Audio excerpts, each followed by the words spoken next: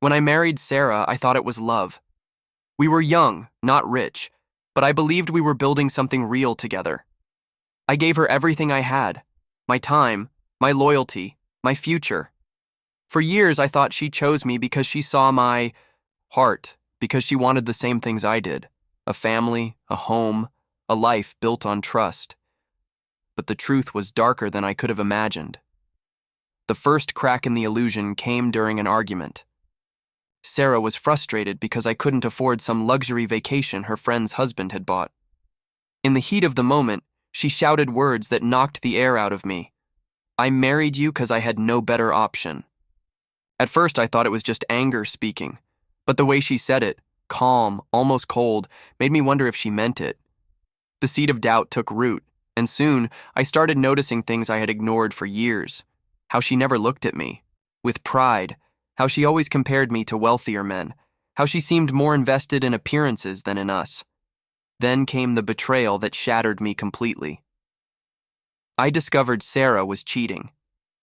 I found the messages on her hidden phone, texts with a man from her gym, calling him the kind of real man she deserved, mocking me for working too hard and not making enough.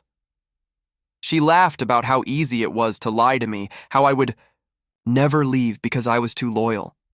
I was furious, but nothing could prepare me for what I uncovered next. While digging deeper, I found something worse than her affair: old emails between her and my mother.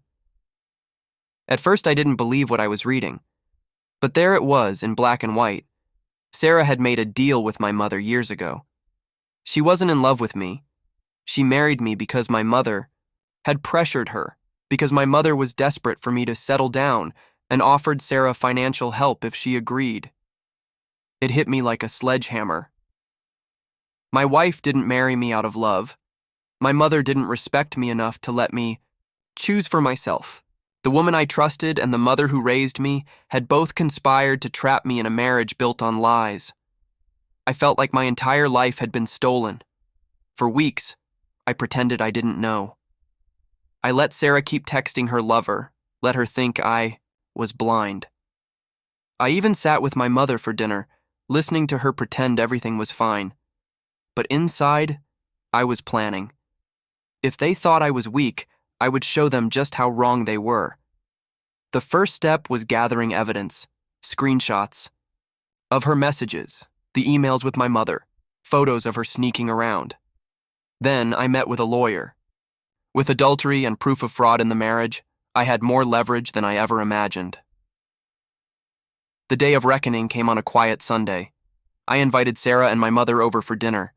They thought it was just family time. Halfway through the meal, I stood up, placed a thick folder on the table, and calmly said, "I know everything." Sarah froze. My mother's fork clattered onto her plate. I pulled out the printed emails, Sarah's text messages, photos of her affair, and laid them out, like cards in a game they had already lost. Neither of them could speak. Then I told them my decision. The marriage was over. The betrayal was too deep. Sarah would be served divorce papers the next morning, and my mother? She was no longer part of my life. I told her, "You wanted me to settle. Well, I'm done settling for people who never respected me." Sarah begged, cried, tried to say she had changed. My mother whispered apologies, saying she just wanted what was best for me. But I didn't waver. For the first time in my life, I stood up for myself, not with anger, but with clarity. The fallout was brutal. Divorce stripped Sarah of the comfortable life she thought she had secured. Her lover? He dumped her the second things got difficult.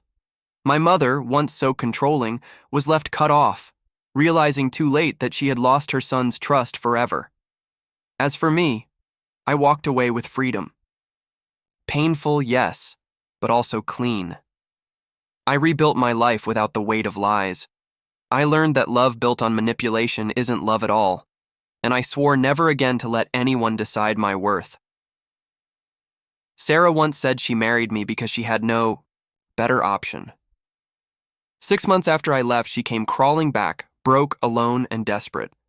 I didn't even open the door, because the truth is simple. I was the better option. She just realized it too late.